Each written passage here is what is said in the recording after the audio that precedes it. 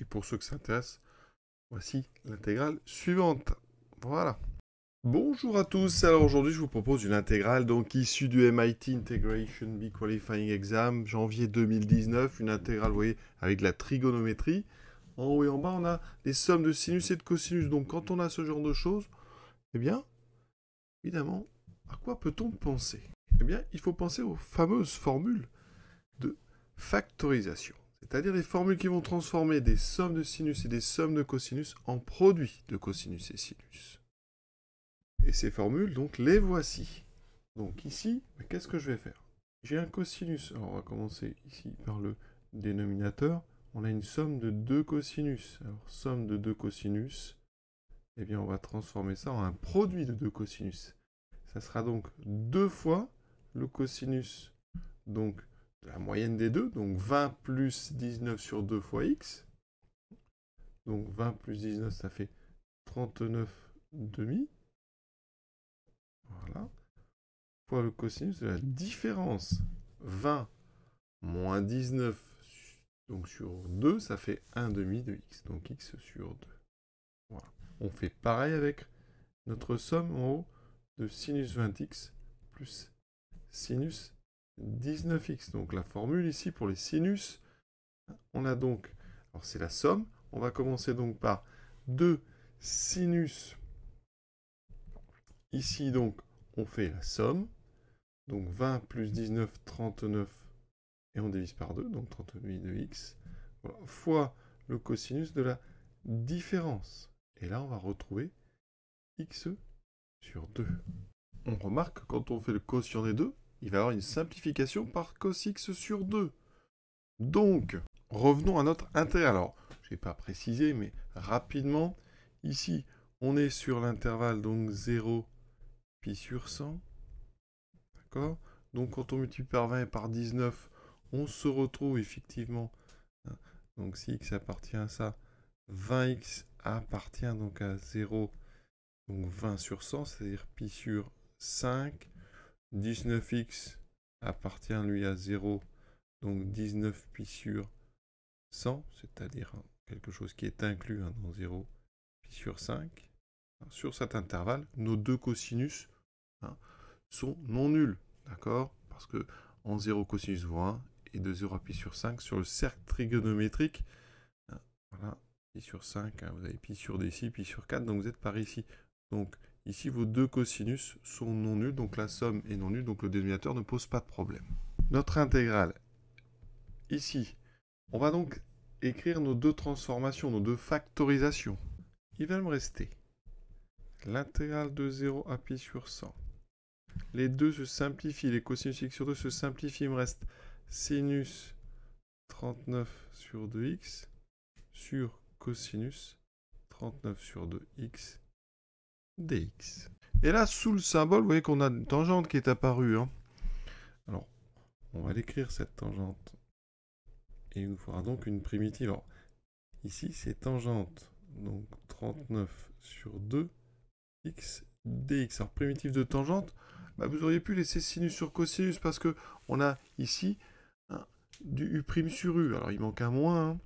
Parce qu'effectivement, si vous dérivez ln, donc de valeur absolue de cos 39 sur 2x, alors valeur absolue ici, quand on va dériver ça, on sait qu'on obtient donc ici du u' sur u, donc on aura moins 39,5 de sinus 39,5 de x sur cosinus 39,5 de x. Vous voyez, c'est exactement ce qu'on a, mais on n'a pas le moins 39 sur 2, donc ça veut dire qu'ici, pour mon intégrale, eh bien, comme primitive, je peux prendre moins 2 sur 39, ln de valeur absolue de cos 39 sur 2x, pris entre 0 et pi sur 100. Je rappelle qu'une primitive ici de tangente, c'est moins ln de cos x. Si vous dérivez moins ln de cos x, en dérivant, vous obtiendrez donc du moins sinus x sur cosinus, vous obtenez tangente x. D'accord? Donc voilà ce qu'on a fait. On remplace ensuite x par pi sur 100. J'obtiens, on va va prendre un petit peu de place. Moins 2 sur 39 ln de valeur absolue de cos 39 demi fois pi sur 100. Moins fois moins plus, donc 2 sur 39 ln de valeur absolue de cosinus 0. Cos 0, ça vaut 1. Donc ici, on a ln de 1 qui vaut 0. Il me reste donc uniquement le premier terme. Donc le résultat, c'est moins 2 sur 39 ln de, ici, la valeur absolue, on a donc du 39 pi sur 200. 39 pi sur 200, c'est entre pi sur 2, donc est 0. Donc la valeur absolue ici ne sert à rien parce que le cosinus sur cet intervalle, il est positif. Donc c'est ln de, ici, cosinus 39 pi sur 200. Et voilà le résultat de notre intégrale.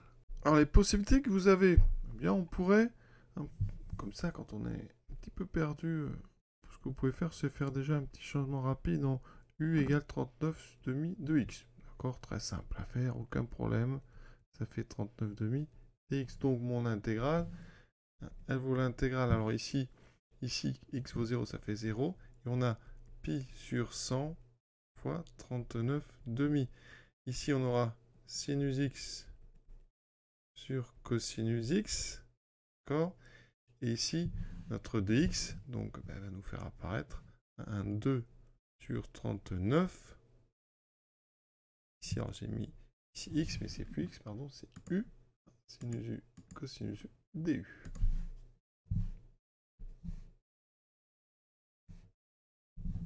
Une fois qu'on est ici, on peut proposer un deuxième changement. En t égale cosinus u. Dans ce cas-là, dt sera moins sinus u du. Donc mon intégrale devient, donc toujours le 2 sur 39, intégrale ici, cosinus, donc 0, ça fait 1. Et on aura ici cosinus, donc de 39 pi sur 200. Là, sinus u du, on a exactement ce qu'il faut, donc on a moins dt sur t. Voilà.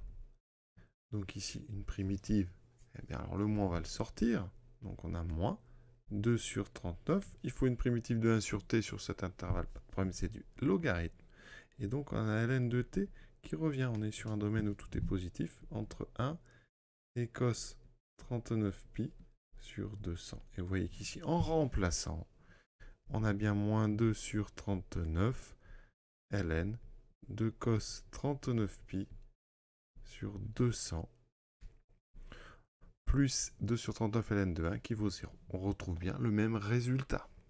Pour ceux que ça intéresse, l'intégrale suivante, la voici. Je vous souhaite une bonne fin de journée à tous et à bientôt.